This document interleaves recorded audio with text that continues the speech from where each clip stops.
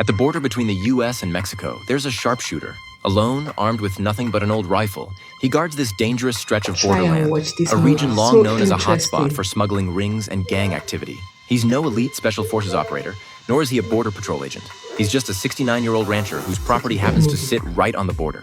On this particular day, Jim had his rifle trained on a gray wolf feeding in the distance 800 meters out. One shot was all it took.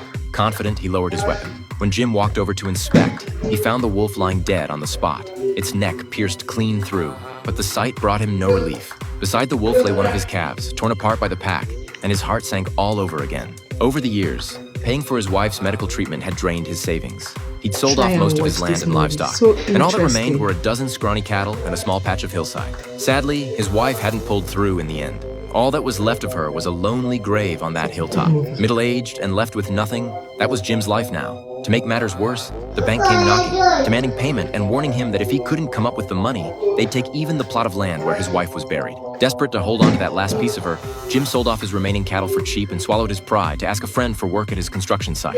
He didn't care how dirty or hard the job was. He'd take anything. But when his friend saw how old he was, he turned him down. While Jim was drowning in debt, he had a chance encounter near the border with a Mexican woman and her son who had just crossed over illegally. The woman's leg was injured and she couldn't go any further, so she begged Jim to help them get away, promising a generous payment in return. Jim was still weighing his options when a black car suddenly pulled up on the other side of the border fence. 3 Mexican gang members stepped out. They were there to bring the mother and son back. Faced with their threats, Jim refused to back down and wouldn't hand them over.